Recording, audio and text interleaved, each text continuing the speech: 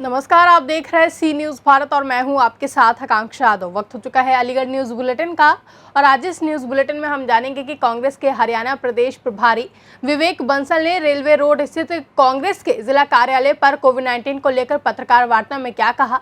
जिलाधिकारी चंद्रभूषण सिंह ने कलेक्ट्रेट सभागार में बैठक कर सभी अधीनस्थ अधिकारियों को क्या आदेश दिए, साथ ही दरोगा ने हेड कांस्टेबल के साथ क्यों की बदसलूकी। ये सब जानेंगे विस्तार से, तो चलिए निगाह डालते हैं अलीगढ़ से जुड़ी कुछ खास खबरों पर। नवरात्र फलाहार महोत्सव समिति अलीगढ़ द्वारा भजन संध्या व फलाहार कार्यक्रम का आयोजन बड़े ही धूमधाम के साथ कोविड-19 का पालन करते हुए वरुण हॉस्पिटल के बराबर विष्णुपुरी पर मनाया गया, जिसमें पूजन पंडित लोकेश शास्त्री ने कराया। कार्यक्रम संयोजक मानव महाजन डॉक्टर संजय भार्गव रहे, जिसमें मां भगवती की आरती डॉक्टर संजय भार्गव मानव महाजन ने अपने परिवार के साथ की। डॉक्टर राजेश गुप्ता, हरीश सैनी, कपिल तायल, डॉक्टर अनुज बंसल, डॉक्टर प्रमोद वाशने, मनोज वाशने, निशु अग्रवाल, शकुंतला भारती, पूर्व महापौर ने मां की भेंट गाई।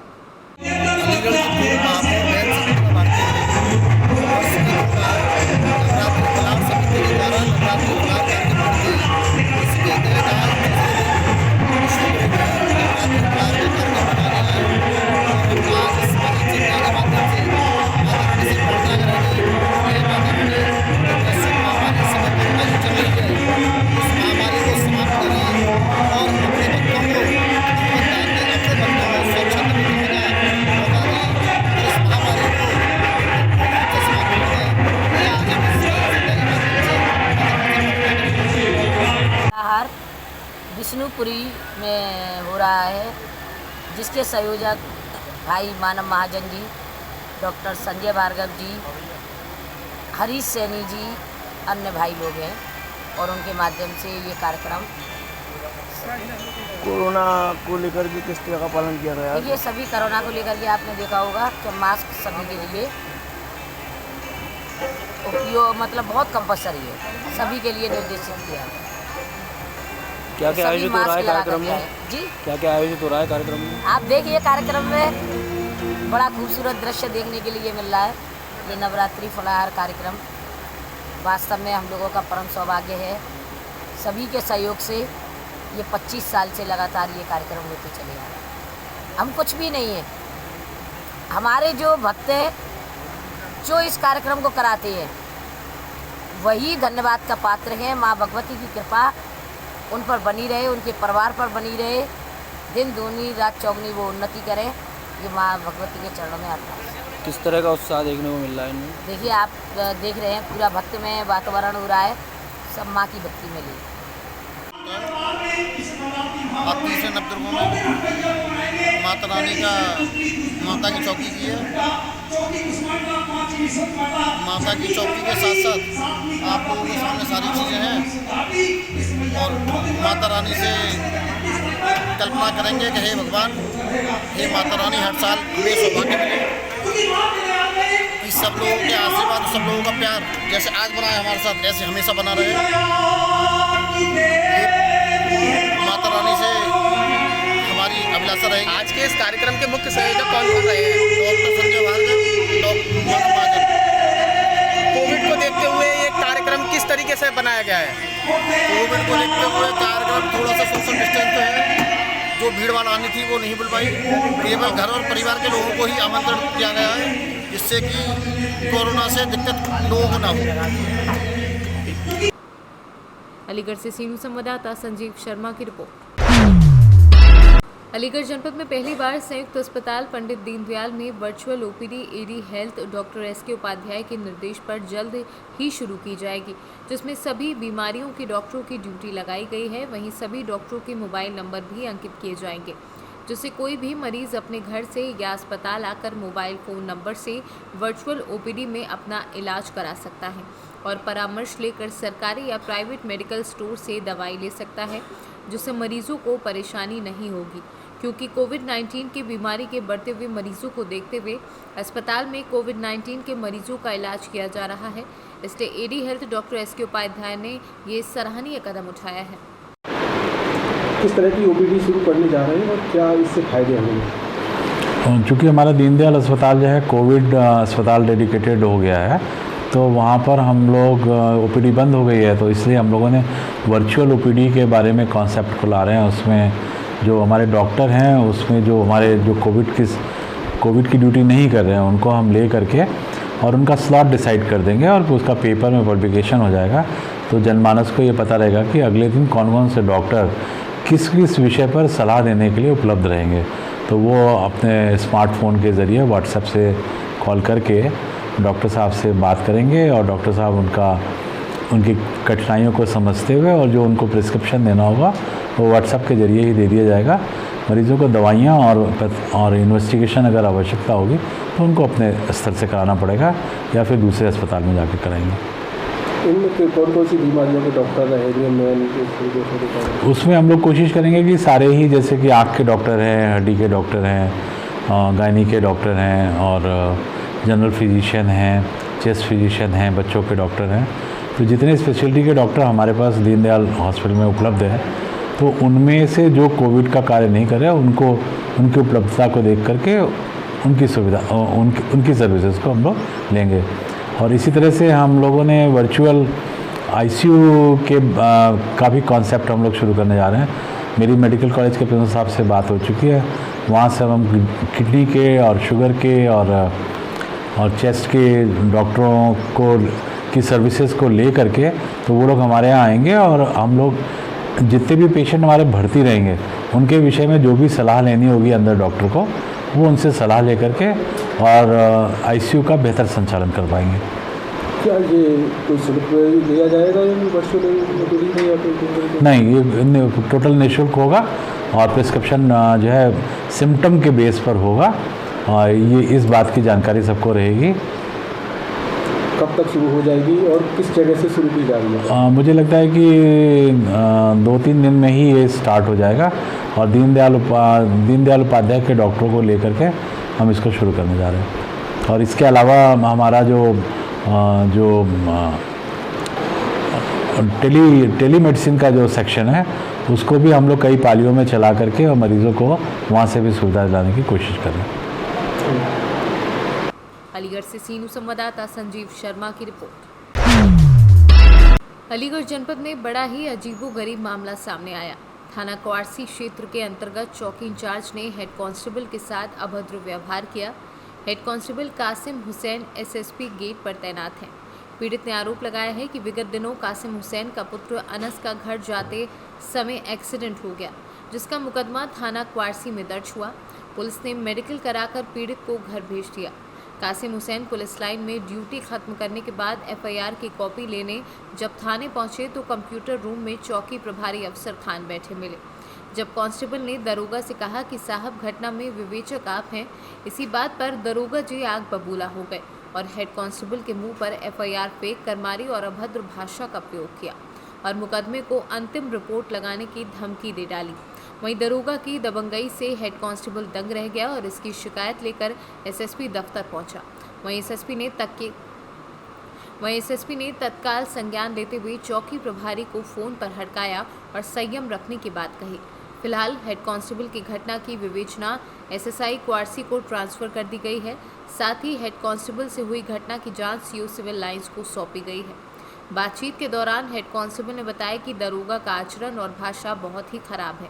एक वर्दी वाला दरोगा एक वर्दी वाले को ही अपना रौब दिखा रहा है, तो आम जनता के साथ इनका व्यवहार कैसा होगा।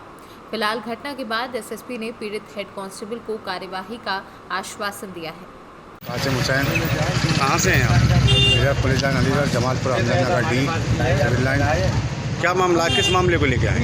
13/4/2021 को मेरे बेटे की अपाची से एक्सीडेंट हुआ था, जिसका मैंने मुकदमा अपराध संख्या 412 थाना क्वारसी पर पंजीकृत करवाया था। दिनांक 14/4/2021 को मैं थाना क्वारसी पर गया और दरोगा जी से कंप्यूटर कार्यालय में गया। दरोगा जी से मुंशी से एफआईआर ली।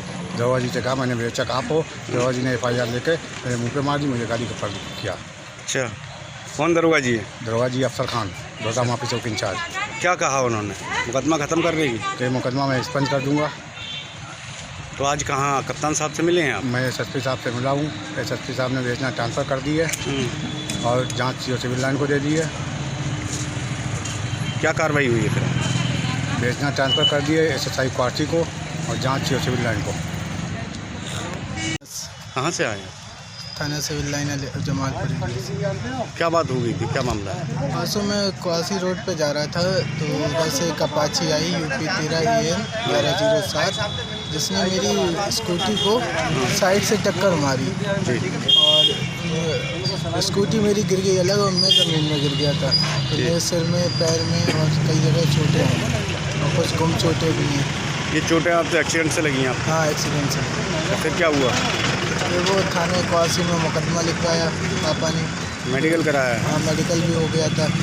और पापा वो लेने गए, अगले दिन बोला वो ले आना FIR की नकल ले जाना।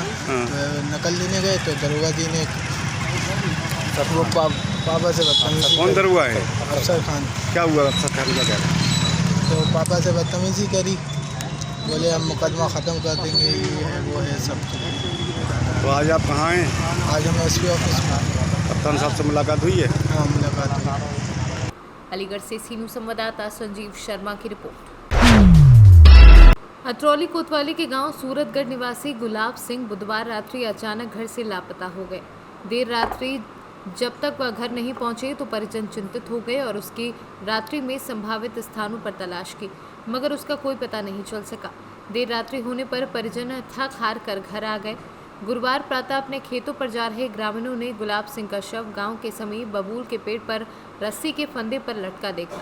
इसकी सूचना ग्रामीणों ने गुलाब सिंह के परिजनों को दी। जानकारी होने पर रोते बिलखते परिजन घटनास्थल पर पहुंच गए और मृतक के भाई पर रंजिशन गुलाब सिंह की हत्या कर शव को रस्सी के सहारे शव को पेड़ कर लटकाने का आरोप लगाते हुए आशंका जाहिर करने के साथ ही हंगामा करना शुरू कर दिया। मौके पर पहुंची पुलिस ने समझा बुझाकर हंगामा कर रहे लोगों को शांत कराया। सर, कोतवाली जिले गांव सूरतगढ़ में हत्या हुई है, किस तरह का मामला है, किस तरह के? प्रथम दृष्टया हमारे पास सूचना आई थी कि बबूल के पेड़ पर ग्राम सूरतगढ़ में एक डेड फांसी लगाए एक व्यक्ति की बॉडी पड़ी है। इसी सूचना पर जब थाना प्रभारी मौके पर गए तो ज्ञात हुआ कि इनका पारिवारिक विवाद था। इसी कारण उस व्यक्ति द्वारा सुसाइड कर लिया गया है। मौके पर FSL की टीम भी पहुंच गई थी। पंचायतनामा भर दिया गया। पोस्टमार्टम रिपोर्ट आने के बाद कार्रवाई की गई। राजकुमार नाम है मेरा। कहाँ के रहने वाले? और है नहीं दलवतपुर। आज क्या मामला है, किस मामले? आज के मामला है कि शाम जो है का मतलब कुछ दिन पहले वो 3-4 दिन पहले झगड़ा हुआ था उनमें और झगड़े हुआ था झगड़ा? गया का गुलाब सिंह और इनके भाइयों को सुरेश। कहाँ के रहने वाले हैं? सूरतगढ़। कौन लगते हैं आपके? कि हमारे वो बहनों ही है। फिर क्या हुआ, झगड़ा हुआ था? फिर झगड़ा हुआ था, उसके बाद में इन्होंने कंप्लेंट की थाने में राहुल चौधरी, तो उन्होंने कोई एक्शन नहीं लिया। कौन है राहुल चौधरी? राहुल चौधरी के पुलिस वाले हैं। फिर उसके बाद हम आए, हमने हाथ जोड़ के निवेदन किया आप एक्शन लीजिए। एक्शन लेने के बाद में तो उन्होंने कोई कार्रवाई नहीं की। तो फिर तो आज रात 10 बजे के आसपास इनको क्या चलते हैगा वो पिताजी बुला रहे हैं और पिताजी, और उसके बाद में इनको जान से मार दिया गया। कैसे फांसी लगा के मारा था क्या? इनको पहले कहीं अलग मार लिया और पेड़ पे इनको टांग दिया है। पैर ज़मीन पे लगे हुए हैं और जो है और फंदा लगा हुआ है। कैसे सूचना मिली आपको? ये सूचना लगी थी कि मतलब फ़ोन पहुंचा था सुबह से कि भैया ऐसा हो कि शाम के 10 बजे से गायब हैं। तो हम सुबह ही चल दिए 6 बजे, तो हम अतरौली आए तो अतरौली ढूंढते हुए, लेकिन खबर गई आई कि ऐसे ऐसे उनको ऐसे ऐसे जान से मार दिया है। अब आगे क्या कार्रवाई कर रहे हैं आप? आगे को हम तो पुलिस प्रशासन से यही अनुरोध करते हैं कि ठोस से ठोस कार्रवाई की जाए इन लोगों के खिलाफ, क्या वो ताकि इन्हें आगे कोई भी दिक्कत ना आए। अलीगढ़ से सीनू संवाददाता संजीव शर्मा की रिपोर्ट। अलीगढ़ जिला अधिकारी चंद्रभूषण सिंह ने कलेक्ट्रेट सभागार में बैठक कर सभी अधीनस्थ अधिकारियों को आदेश दिए कि कोविड-19 के बढ़ते हुए मरीजों की संख्या को देखते हुए सभी पार्क, जिम और स्कूल और कोचिंग सेंटरों को बंद किया जाता है। वहीं सुरेंद्र नगर स्थित एक पार्क में रोजमर्रा की तरह ही पार्क में खेलने के लिए और घूमने के लिए वहां के निवासी दिखाई दिए।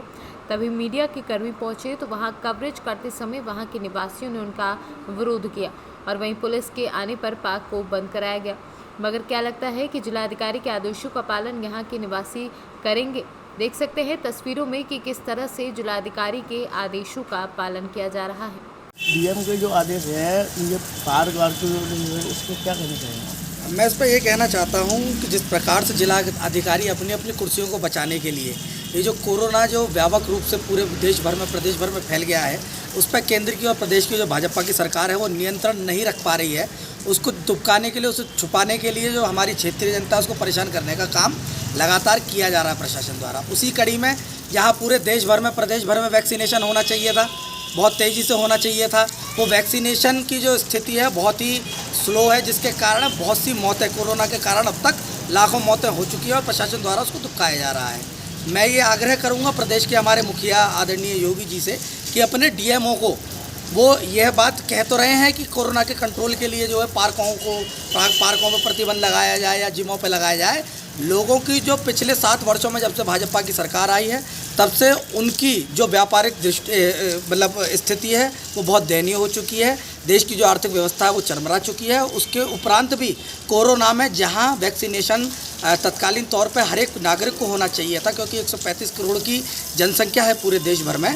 वहाँ हमारे जो देश के आदरणीय प्रधानमंत्री जी हैं वो हमारे आस पड़ोस के जो देश हैं उनको मुफ्त में करोड़ों की संख्या में, लाखों की संख्या में उस वैक्सीनेशन को बांटने का और फ्री में देने का काम कर रहे हैं। तो जो ये दिखावा है और जनता को परेशान करने की जो पूरी स्कीम है कोरोना के नाम से, उसको बंद करते हुए तत्काल प्रभाव से जिस तीव्रता से, जिस तेज़ी से वैक्सीनेशन और कोरोना के रोकथाम के लिए वैक्सीन लगना चाहिए लोगों को, उस पर ध्यान दे सरकार। ना कि लोगों के जो दिनचर्या है, चाहे वो घूमने जाते हों सुबह मॉर्निंग वॉक के लिए, चाहे वो पार्कों में जाते हों, वो सिर्फ इसलिए निकलता है ताकि वो स्वस्थ रहें और जीवन उनका मजबूत रहे।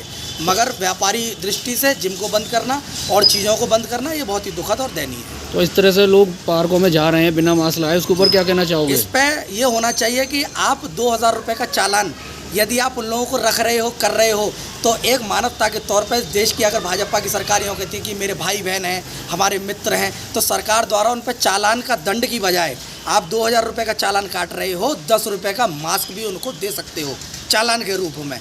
आप उसको काट के पर्ची तो दे देते हो, पर्ची तो जान नहीं बचाएगी 2000 की, वो रेवेन्यू बढ़ाएगी सरकार का। मगर 2000 के चालान की बजाय 10 रुपये का, 20 रुपये का, 50 रुपये का बढ़िया वाला N95 मास्क सरकार द्वारा मुहैया होना चाहिए, ताकि जनता उसे पार्कों पे बाहर खरीद के अंदर घूमने जा सके, और जिस पर मास्क नहीं हो उसको फिर दंडात्मक कार्रवाई के तहत उस पर कार्रवाई होनी चाहिए। अलीगढ़ से सीनू संवाददाता संजीव शर्मा की रिपोर्ट। अलीगढ़ कांग्रेस के हरियाणा प्रदेश प्रभारी विवेक बंसल ने रेलवे रोड स्थित कांग्रेस के जिला कार्यालय पर कोविड-19 को लेकर पत्रकार वार्ता में कहा कि कोविड-19 महामारी की दूसरी लहर को लेकर सरकार की पहले से कोई तैयारी नहीं थी। जनता पीड़ित है और प्रताड़ित हो रही है। कोविड-19 के नाम पर ना तो दवा है और ना ही वैक्सीन। लोग पीड़ित हो रहे हैं और जान जा रही है, और सरकार अपनी पीठ थपथपाते नहीं थक रही। प्रबंधन का ये हाल है कि देश में मात्र 4% लोगों को वैक्सीन लगी है, जबकि पश्चिमी देशों में वैक्सीनेशन 40% है। हमें निर्देशित किया गया माननीय अध्यक्ष जी के माध्यम से कि प्रेस वार्ता के माध्यम से जो इनका कुप्रबंधन है, जो इनकी विफलता है इस संक्रमण के जो दूसरे दौर में, उसको उजागर किया जाए। जो इनकी कमियां रही हैं, जिस तरीके से इन्होंने पहले कुछ तैयारियां इसके प्रकोप के लिए नहीं की, उस सबको, और जिस तरीके से जनता व्यथित है, पीड़ित है, प्रताड़ित हो रही है, चाहे वो दवा की बात हो, चाहे वो वैक्सीन, आम जन को वैक्सीन उपलब्ध कराने की बात हो, उनकी आपूर्ति की बात हो, ये सब जो अव्यवस्थाएं हैं और जो लोगों की जाने जा रही हैं, ये सरकार अपनी पीठ थपथपाते नहीं थकती थी कि इन्होंने तो ऐसा ऐतिहासिक प्रबंधन किया है जिसकी विश्व में कोई सानी नहीं है। बल्कि इसके सापेक्ष आज ये पाते हैं कि चाहे वो संक्रमण की बात हो, चाहे वो संक्रमण के फलस्वरूप मृत्यु के आंकड़ों की बात हो, सर्वाधिक भारत में है। और इसकी जवाबदेही अगर कोई दे सकता है तो आदरणीय प्रधानमंत्री जी, उसका भी कोई जवाब होगा। वैक्सीनेशन मात्र 4% आबादी को हुई है। पश्चिमी देशों में 40% तक लोगों की आबादी की वैक्सीनेशन हो गया है। और इसके साथ साथ जिस तरीके से चुनावों में सब मानकों को ताक पर रख के चुनाव लड़े जा रहे हैं, ये क्या संदेश देना चाहती है ये सरकार और इस सरकार के मुखिया आदरणीय नरेंद्र मोदी जी। अब तो एक जनता में एक मजाक चल रहा है कि ना कोविड इंजेक्शन से वैक्सीनेशन से जाएगा, ना दवा से जाएगा, ना मास्क से जाएगा, ना सैनिटाइजेशन से। कोविड को भगाना हो तो चुनाव की घोषणा कर दो। प्रदेश कांग्रेस कमेटी से सूचना आई थी कोविड के चलते हुए यूपी सरकार, केंद्रीय सरकार कोविड के नाम पर, महंगाई के नाम पर बदल है। इस सरकार ने पिछली साल लगा था और जो ये कोविड की महामारी चल रही है, ये प्रदेश में बहुत बड़ा भयंकर परिणाम आएगा, हाहाकार मचने वाला है।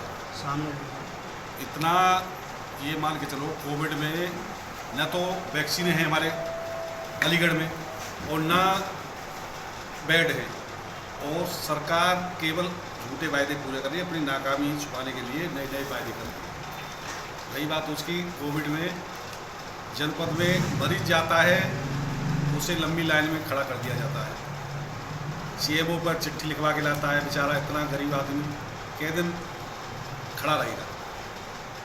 माननीय योगी जी से मेरा निवेदन है, प्राइवेटों के लिए जांच कराई जाए, ज़्यादा से ज़्यादा उसका पैसा निर्धारित किया जाए। गरीब के लिए कोविड जो संक्रमित आए उसके लिए कुछ न कुछ पैकेज दिया जाए और जनता को राहत दी जाए। धन्यवाद। ठीक है। अलीगढ़ से सी न्यूज़ संवाददाता संजीव शर्मा की रिपोर्ट। फिलहाल के लिए अलीगढ़ न्यूज़ बुलेटिन में बस इतना ही। देश और दुनिया की तमाम बड़ी खबरों के लिए देखते रहें सी न्यूज़ भारत।